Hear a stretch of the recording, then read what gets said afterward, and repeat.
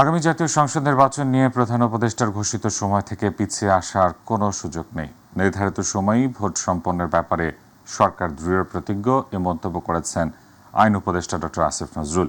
মঙ্গলবার সচিবালয়ে সাংবাদিকদের প্রশ্নের জবাবে তিনি এমন মন্তব্য করেন। আসিফ নজরুল জানান, রাজনৈতিক দলগুলোর গুণগত মান পরিবর্তন হয়নি, এ কারণেই তারা রাজনৈতিক সুরে নানা বক্তব্য রাখছে। দুদক ও ইসির সংস্কারের যেসব সুপারিশ এসেছে এ বিষয়ে 2-1 মাসের মধ্যেই আইন প্রণয়ন করা হবে। মঙ্গলবার থেকে এ নিয়ে কাজ শুরু হচ্ছে বলে জানান আইন উপদেষ্টা। বিভিন্ন কথা বলে এবং ওইটা তো একটা রাজনীতির প্রক্রিয়া, আপনারা তো এটা সবসময় দেখছেনই। এখন বাংলাদেশে যারা ট্র্যাডিশনালি যে সমস্ত রাজনৈতিক কথাবার্তা হতো, এখনও ঠিক ওই রকমভাবেই কথাবার্তা হচ্ছে। কথাবার্তা খুব বেশি গুণগত পরিবর্তন হয় নাই। ফলে নির্বাচনের সময় নিয়ে কে কী বললো না বললো, এটা আপনার রাজনৈতিক প্রক্রিয়ার অংশ হিসেবেই দেখবেন। আমাদের সরকারের পক্ষ থেকে আমরা দৃঢ় প্রতিজ্ঞ আছি। আমাদের স্যার একজন সর্বজন স্বীকৃত একজন বিশ্ব পর্যায়ে নন্দিত মানুষ, উনি নিজে ঘোষণা করেছেন এবং ওনার এই ঘোষণার থেকে আমাদের পিছিয়ে আসার বিন্দুমাত্র চিন্তা নাই, বিন্দুমাত্র চিন্তা নেই। ত্রয়োদশ জাতীয় সংসদ নির্বাচনকে সামনে রেখে বাংলাদেশকে ইউরোপীয় ইউনিয়ন 4 বিলিয়ন ইউরো অর্থ সহায়তা দেবে বলে জানিয়েছেন ইইউ রাষ্ট্রদূত মাইকেল মিলারে। সকালে আগারগাঁও নির্বাচন ভবনের প্রধান নির্বাচন কমিশনার এম নাসির উদ্দিনের সাথে বৈঠক শেষে এসব কথা জানান তিনি। মিলার জানান, ইউরোপীয় ইউনিয়ন সবসময় গণতন্ত্র উত্তরণের পক্ষে। আগামী মাসেই ইইউর প্রাক নির্বাচনী পর্যবেক্ষক দল বাংলাদেশে আসছে বলে জানান। That will lead up to democratic elections, and I think you have also all heard that we are heading towards a timeline of early 2026. Specifically, I came today to announce to the Bangladesh Election Commission that the European Union will provide a support package in excess of €4 million to help Bangladesh run elections in line with international standards. অবাধ ও নিরপেক্ষ নির্বাচন অনুষ্ঠানে সরকারকে সহযোগিতা দিতে সেনাবাহিনীর সর্বাত্মক প্রস্তুতি রয়েছে বলে জানিয়েছেন সেনাপ্রধান জেনারেল ওয়াকারুজ্জামান। মঙ্গলবার ঢাকা সেনানিবাসে অফিসার্স অ্যাড্রেস অনুষ্ঠানে সেনা কর্মকর্তাদের উদ্দেশ্যে দেয়া বক্তব্যে তিনি কথা জানান। সেনাপ্রধান বলেন, দেশ এখন নির্বাচনের দিকে যাচ্ছে। এ সময় অবাধ, সুষ্ঠু ও নিরপেক্ষ নির্বাচন নিশ্চিত করতে সেনাবাহিনী সব ধরনের প্রস্তুতি নিয়েছে। সেনারা দীর্ঘদিন ধরে মাঠে দায়িত্ব পালন করছেন, তাই সবার সঙ্গে সুসম্পর্ক বজায় রাখার পাশাপাশি দূরত্ব থাকলে তা দূর করতে হবে। বিভিন্ন মাধ্যমে সেনাবাহিনীকে নিয়ে কটূক্তি প্রসঙ্গে সেনাপ্রধান বলেন, এসব মন্তব্যে অখুশি হওয়ার কিছু নেই। যারা এসব করছে তাদের বয়স কম, তারা সন্তানের বয়সী, তারা বড় হলে নিজেদের ভুল বুঝতে পারবে, তখন নিজেরাই লজ্জিত হবে। সেনাপ্রধান বলেন, সেনাবাহিনী একটি পেশাদার সংগঠন। মাঠে দায়িত্ব পালনের সময় পেশাদারিত্ব দেখাতে হবে। প্রতিশোধমূলক কোনো কর্মকাণ্ডে জড়ানো যাবে না। নির্ধারিত সময়ে নির্বাচন অনুষ্ঠান নিয়ে ফ্যাসিবাদ বিরোধী আন্দোলনের সহযোদ্ধাদের বক্তব্যে নানান প্রশ্নে জন্ম দিচ্ছে বলে মন্তব্য করেছেন বিএনপির ভারপ্রাপ্ত চেয়ারম্যান তারেক রহমান। রাজধানীর চিনমৈত্রী সম্মেলন কেন্দ্রে জাতীয়তাবাদী স্বেচ্ছাসেবক দলের ৪৫তম প্রতিষ্ঠা বার্ষিকীতে প্রধান অতিথির বক্তব্যে ভার্চুয়ালি যুক্ত হয়ে তিনি মন্তব্য করেন, দেশে গণতন্ত্রকামী রাজনৈতিক দলগুলোর মাঝে দূরত্ব হলে ফ্যাসিবাদীদের ফিরে আসার সুযোগ তৈরি হবে বলেও মন্তব্য করেন তারেক রহমান। বিস্তারিত মিফতা গালিবের রিপোর্টে। বিকেলে রাজধানীর চিনমৈত্রী সম্মেলন কেন্দ্রে জাতীয়তাবাদী স্বেচ্ছাসেবক দলের ৪৫তম প্রতিষ্ঠাবার্ষিকীর আলোচনা সভা অনুষ্ঠিত হয়। সভায় প্রধান অতিথি হিসেবে যুক্ত হয়ে বিএনপির ভারপ্রাপ্ত চেয়ারম্যান তারেক রহমান বলেন, নির্বাচন নিয়ে সহযোদ্ধাদের বক্তব্যে জনগণের মাঝে নানা প্রশ্নের জন্ম দিচ্ছে। আমাদের রাজপথের সহকর্মী যোদ্ধা কোন রাজনৈতিক দলের তাদের সদস্যদের বক্তব্য মন্তব্যে গণতান্ত্রিকামী জনগণের মনে নানা জিজ্ঞাসার জন্ম দিয়েছে। তারেক রহমান বলেন, জনগণ রাজনৈতিকভাবে শক্তিশালী না হলে শক্তিশালী রাষ্ট্র হতে পারে না এবং রাজনৈতিক অধিকার বাধাগ্রস্ত হলে উত্তরণ সংকটে পড়বে। গণতান্ত্রিকামী রাজনৈতিক দলগুলোর মধ্যে যদি দূরত্ব তৈরি হয় বা দূরত্ব তৈরি হলে রাষ্ট্র এবং রাজনীতিতে পতিত, পরাজিত, পলাতক ফ্যাসিস্ট চক্রের পুনর্বাসনের পথ সহজ হয়ে উঠবে, তাদের সুযোগ তৈরি হবে। জনগণের রাজনৈতিক অধিকার প্রতিষ্ঠার পথে যদি বাধা সৃষ্টি হয় তাহলে অবশ্যই গণতন্ত্রের উত্তরণের পথ সংকটে পড়বে। নেতাকর্মীদের ঐক্যবদ্ধ থাকার পাশাপাশি জনমনে বিরূপ ধারণা হতে পারে এমন কাজ থেকে বিরত থাকার আহ্বান জানান তারেক রহমান। আল্লাহ হাফেজ। বাংলাদেশ। মিফতাহ গালিব, মাই টিভি, ঢাকা। পিআর পদ্ধতিতে নির্বাচনে জনগণের অধিকার পূর্ণ হবে বলে জানিয়েছেন বিএনপির মহাসচিব মির্জা ফখরুল ইসলাম আলমগীর। চিকিৎসা শেষে থাইল্যান্ড থেকে দেশে ফিরে সাংবাদিকদের এক প্রশ্নের জবাবে তিনি কথা বলেন। এছাড়া জুলাই সনদের খসড়ায় কিছু অসঙ্গতি আছে এবং এসব সংশোধন করার পরই বিএনপি তাদের চূড়ান্ত মতামত দেবে বলে জানিয়েছেন বিএনপির স্থায়ী কমিটির সদস্য সালাউদ্দিন আহমেদ। বিস্তারিত আফজাল হোসেনের রিপোর্টে। জাতীয়তাবাদী স্বেচ্ছাসেবক দলের প্রতিষ্ঠাবার্ষিকী উপলক্ষে সকালে সাবেক রাষ্ট্রপতি জিয়াউর রহমানের মাজারে ফুল দিয়ে শ্রদ্ধা নিবেদন করেন দলটির নেতারা। এ সময় বিএনপির সিনিয়র যুগ্ম মহাসচিব রুহুল কবির রিজভী বলেন, ঢাকা বিশ্ববিদ্যালয় কেন্দ্রীয় ছাত্র সংসদ নির্বাচনে ছাত্রদলের মনোনয়নপত্র ক্রয় ঠেকাতে মব করা হয়েছে। এই যে ডাকসু নির্বাচন, এই ডাকসু নির্বাচনে মনোনয়ন ফর্ম যাতে ছাত্রদল কিনতে না পারে, এই কারণে সেটা মব তৈরি করে বাধা দেওয়া হচ্ছে। এদিকে বিকেলে স্বেচ্ছাসেবক দলের ৪৫তম প্রতিষ্ঠাবার্ষিকী উপলক্ষে চীন মৈত্রী সম্মেলন কেন্দ্রে আলোচনা সভার আয়োজন করা হয়। এ সময় প্রধান অতিথি ছিলেন দলটির ভারপ্রাপ্ত চেয়ারম্যান তারেক রহমান। এ সময় দলটির বেশ কয়েকজন সিনিয়র নেতা বক্তব্য রাখেন। পৃথিবীর বুকে বাংলাদেশকে মাথা উঁচু করে দাঁড় করিয়ে আপনি আপনার পিতৃ হত্যার বদলা নেবেন। সংস্কারের নামে গোটা নির্বাচন পদ্ধতি বদলে দেওয়ার প্রস্তাব হয়েছে, আলোচনা হচ্ছে। অন্যদিকে বিএনপি পিআর পদ্ধতিতে নির্বাচনের পক্ষে নয় বলে জানিয়েছেন দলটির মহাসচিব মির্জা ফখরুল ইসলাম আলমগীর। চিকিৎসা শেষে থাইল্যান্ড থেকে দেশে ফিরে বিমানবন্দরে এই মন্তব্য করেন তিনি। আমরা পিআর পদ্ধতি কোনো মতে মেনে নেব, কারণ পিআর পদ্ধতি এই দেশের মানুষ ইউজ না, তারা বোঝেও না, তারা ঠিক মতো জানেও না। কোনোদিন এটা ইভিএম আজকে কতদিন চেষ্টা করে ইভিএম বাদ দিতে হয়েছে, আর পিআর পদ্ধতি তো আমরা ইউজ না কোনোদিন। নির্বাচনই এখন একমাত্র উপায় যে বাংলাদেশকে যে সংকট আছে রাজনৈতিক এবং অর্থনৈতিক, সেই সংকট থেকে উদ্ধার করার একমাত্র পথ হচ্ছে নির্বাচন, এবং সেটা একটা অবাধ সুষ্ঠু নির্বাচন। এদিকে গুলশানে নিজ বাসায় গণমাধ্যমের সঙ্গে আলাপকালে জুলাই সনদের খসড়া নিয়ে কথা বলেন দলের স্থায়ী কমিটির সদস্য সালাউদ্দিন আহমেদ। এবং ইম্পর্টেন্ট হচ্ছে যে বিষয়গুলো সাংবিধানিক বিষয়কে টাচ করে, অর্থাৎ সংবিধান সংশোধন করতে হবে, সেটা কিভাবে বাস্তবায়ন করা হবে। সালাউদ্দিন আহমেদের মতে জুলাই সনদ চূড়ান্ত অনুমোদনের ক্ষেত্রে সংসদকে সর্বোচ্চ গুরুত্ব দিতে হবে সম্ভব, এবং সেটা এখন। আফজাল হোসেন, মাই টিভি, ঢাকা। বহুল আলোচিত ২১শে আগস্ট গ্রেনেড হামলার মামলায় মাত্র ৫.৫ ঘন্টায় একই ম্যাজিস্ট্রেটের মাধ্যমে ৩ জন আসামির জবানবন্দি নেওয়ার বিষয়ে রাষ্ট্রপক্ষের প্রতি প্রশ্ন তুলেছেন আপিল বিভাগের বিচারপতি জুবার রহমান চৌধুরী। মঙ্গলবার প্রধান বিচারপতি ডক্টর সৈয়দ রেফাত আহমেদের নেতৃত্বাধীন ৬ বিচারপতির আপিল বেঞ্চে তৃতীয় দিনের শুনানি হয়। রাষ্ট্রপক্ষের শুনানি শেষে আংশিক শুনানি করে আসামিপক্ষ। পরে বুধবার পর্যন্ত আদালত মুলতবি করেন আপিল বিভাগ। এস.এম. আরিফের রিপোর্ট।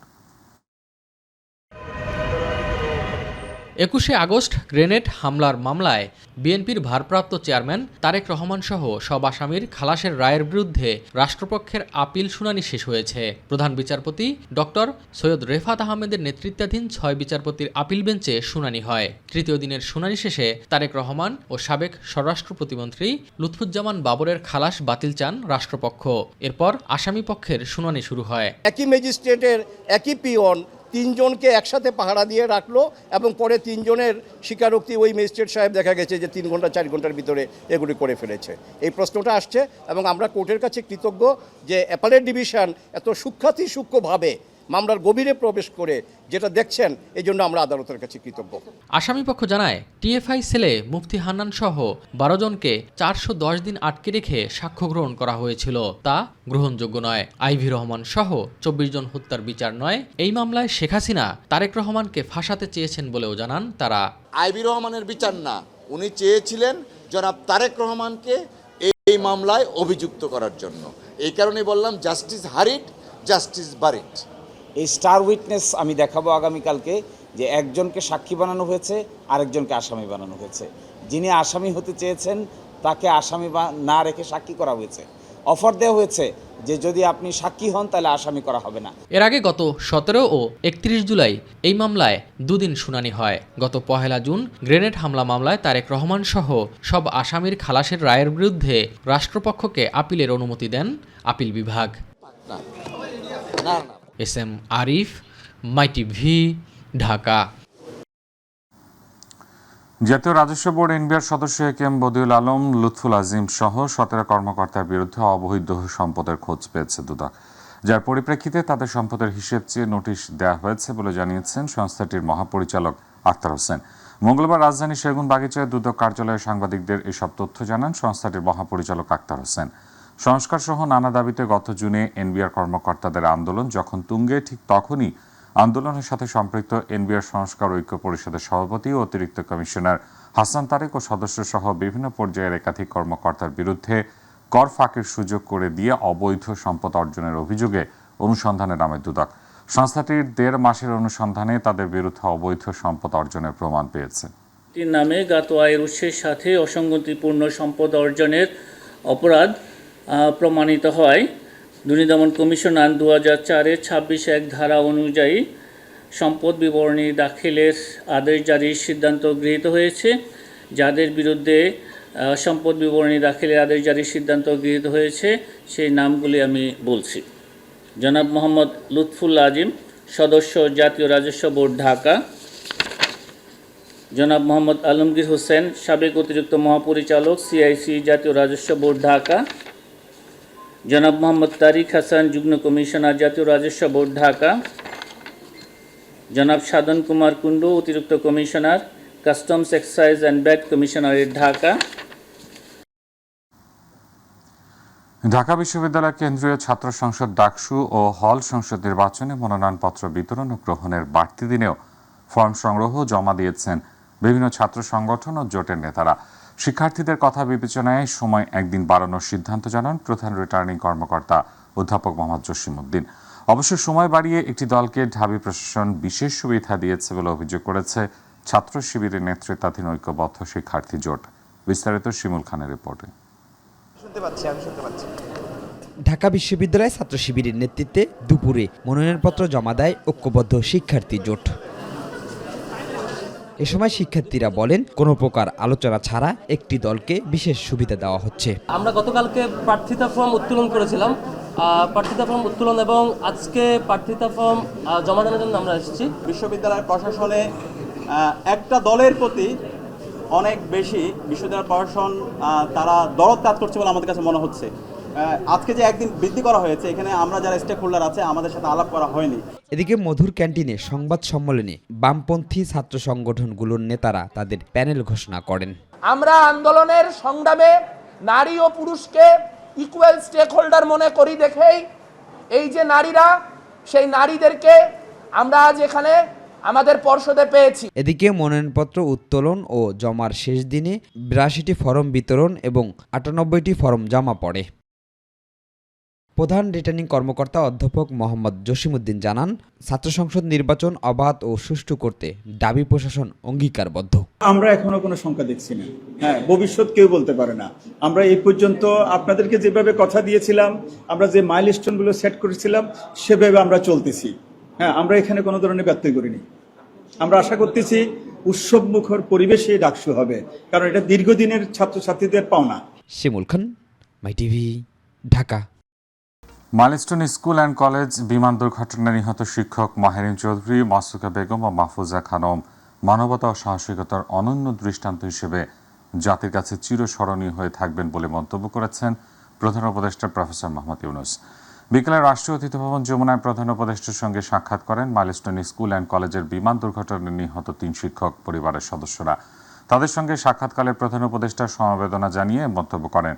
প্রধান উপদেষ্টা বলেন, বেশ কিছুদিন পার হলেও এই স্মৃতি এখনও সবার মধ্যে দগদগে হয়ে আছে। আমরা সমবেদনা প্রকাশ করতে পারি, কিন্তু এই দুঃসহ স্মৃতি মুছে দেওয়ার ক্ষমতা কারো নেই। এই শোক পুরো জাতির।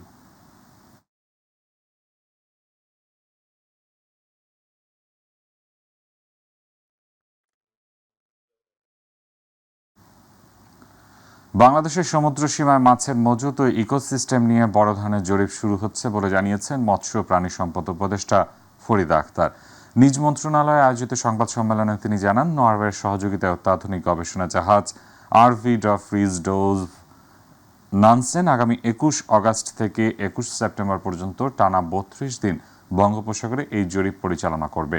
এই জরিপের মাধ্যমে গভীর সমুদ্রের সম্ভাবনা উন্মোচন, টেকসই মৎস্য আহরণের পথ সুগম এবং সামুদ্রিক পরিবেশ রক্ষায় বৈজ্ঞানিক তথ্যভাণ্ডার সমৃদ্ধ হবে বলে মনে করেন মৎস্য ও প্রাণী সম্পদ উপদেষ্টা। খাদ্য নিরাপত্তা এবং কর্মসংস্থান সহ আর্থসামাজিক উন্নয়নে উল্লেখযোগ্য অবদান রাখছে।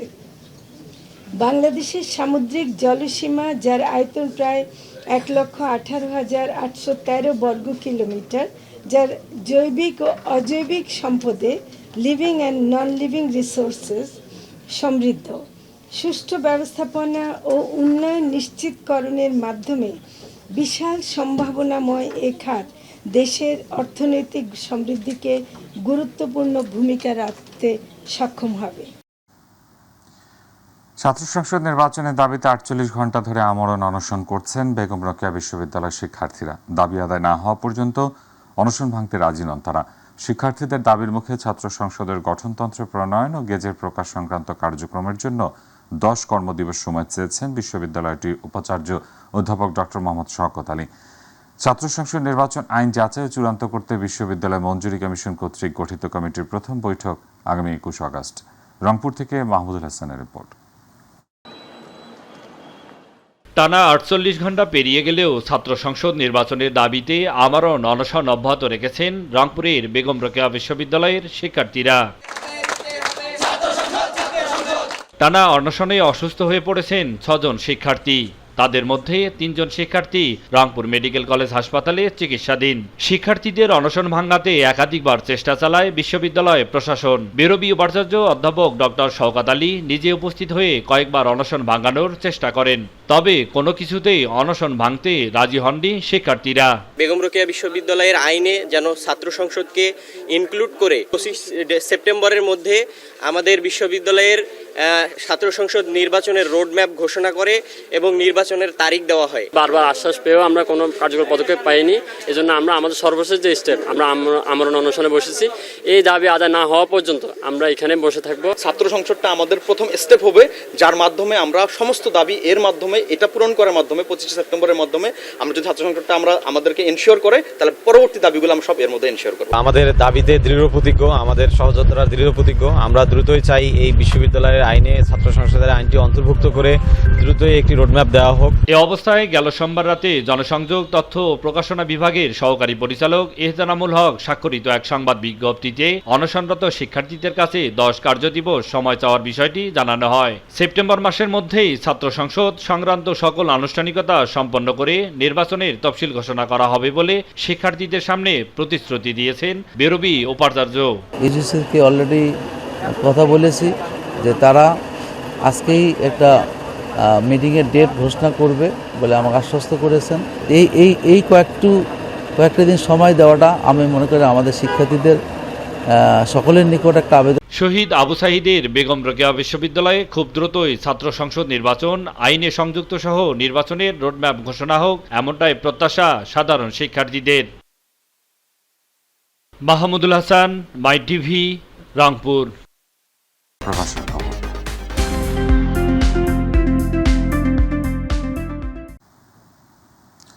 বিএনপি চেয়ারপারসন বেগম খালেদা জিয়ার 80তম জন্মদিন ও শরীয়তপুর জেলার নড়িয়া উপজেলা বিএনপি সাংগঠনিক সম্পাদক মতিউর রহমান সাগরের মালয়েশিয়া আগমন উপলক্ষে কিরণ সমর্থক গোষ্ঠী মালয়েশিয়ার উদ্যোগে এক দোয়া সংবর্ধনার আয়োজন করা হয়।